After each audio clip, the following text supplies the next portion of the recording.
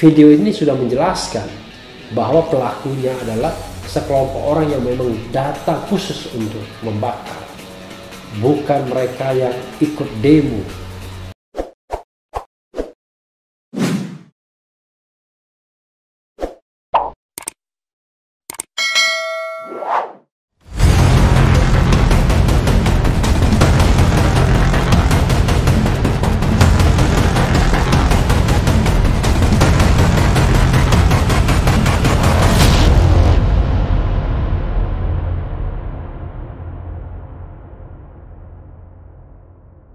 Assalamualaikum warahmatullahi wabarakatuh, Sobat RH sekalian. Jumpa lagi kita di channel yang keren ini, Keren Cadas. Kali ini saya masih melanjutkan soal Najwa Shihab ya.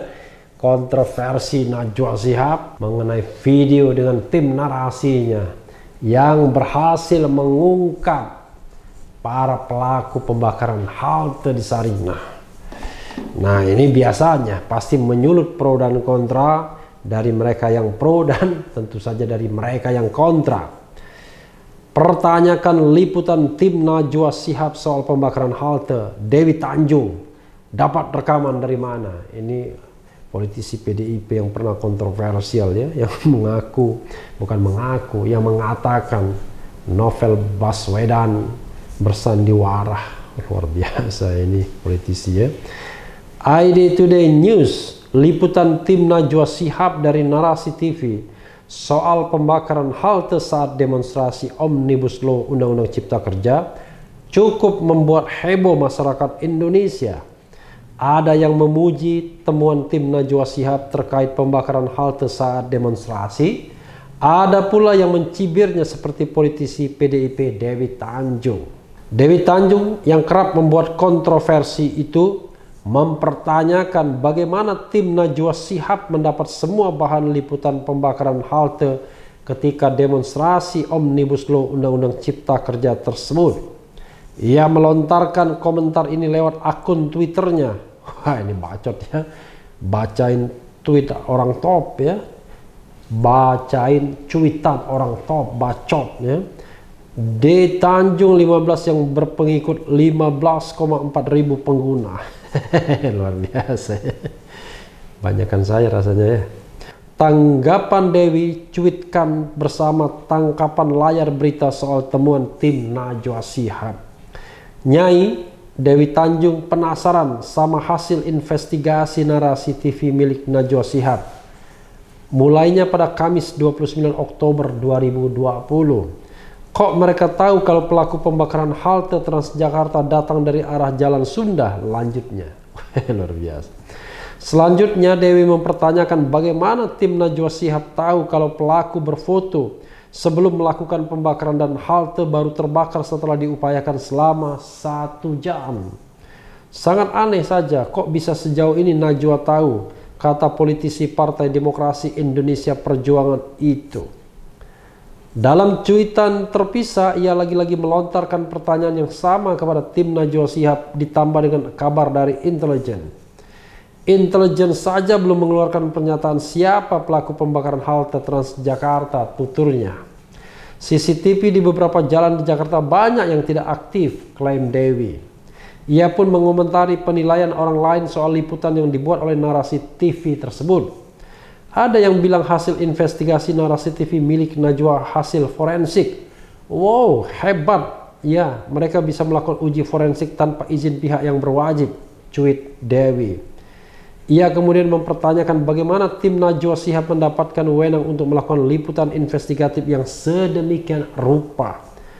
Karena uji forensik itu dilakukan oleh tim Lav4 dari kepolisian, bukan wewenang Narasi TV. Lalu mereka punya rekaman CCTV dapat dari mana? Tanya sang politisi.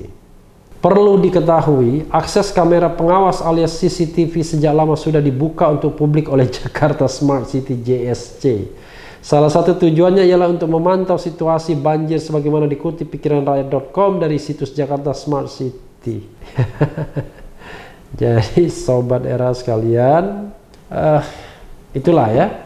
Padahal apa yang dilakukan oleh Najwa Shihab dan timnya itu terlepas kontroversial tentunya ya, ya, kontroversi yang sudah kita sebutkan dalam video terdahulu, tapi juga harusnya akan membantu untuk mendudukkan peristiwa yang sesungguhnya. Jangan sampai kemudian demo mahasiswa dan buruh itu kemudian dicap sebagai perbuatan yang anarkis, sebuah perbuatan yang tidak jelas sumbangannya bagi negara, ya, sebuah perbuatan yang hanya mengacau dan lain sebagainya. Padahal misalnya bukan mereka yang melakukan, tapi ada orang yang dengan sengaja melakukan kerusuhan, memancing di air keruh untuk membuat suasana kacau.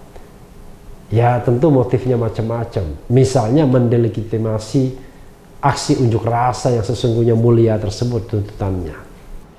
Jadi, sobat RH sekalian, kenapa harus dipersoalkan ingredientnya? Kenapa harus dipersoalkan soal otoritasnya atau hal-hal tetek bengek lainnya? Bukankah kita harusnya lebih berkonsentrasi kepada hasil temuannya? Karena di situ ada wajah-wajah, ada orang yang semua rakyat Indonesia bisa melihatnya. Mereka berpakaian hitam, melakukan pembakaran dan lain sebagainya. Dan satu dua di antara mereka bisa di-capture dan dikenali paling tidak. Atau kalaupun saat ini belum tertangkap mereka-mereka itu, video ini sudah menjelaskan bahwa pelakunya adalah sekelompok orang yang memang datang khusus untuk membakar, bukan mereka yang ikut demo. Jadi kenapa kita mempersoalkan hal-hal yang seperti dipersoalkan Dewi Tunjung ini, Dewi Tunjung atau Dewi Tanjung ini? Kenapa kita tidak melihat temuan-temuan yang bisa kita renungkan, bisa kita jadikan bahan untuk melakukan investigasi atau penyelidikan atau penyidikan lebih lanjut? Jadi sobat RH sekalian, terlepas dari kontroversinya, saya justru ingin temuan ini ditindaklanjuti oleh aparat keamanan, oleh penyelidikan dan penyidikan yang berlangsung secara murni dan independen, agar pelaku yang sesungguhnya seperti saya sampaikan sebelumnya dalam video sebelumnya dapat terungkap, baik pelaku di lapangan maupun aktor intelektualnya, yang dalam beberapa video sebelumnya saya katakan bisa jadi dalam kegiatan konstitusional yang bernama demonstrasi atau aksi unjuk rasa, tidak jarang ada dua kepentingan yang saling bertentangan, tapi sama-sama membutuhkan kerusuhan, sama-sama membutuhkan agar unjuk rasa berlangsung secara rusuh. Bisa jadi mereka yang ingin mendelegitimasi demonstrasi atau unjuk rasa tersebut, atau mereka ingin mendramatisasi bahwa kekacauan sudah terjadi di mana-mana. Jadi baik itu delegitimasi maupun dramatisasi sama-sama buruknya.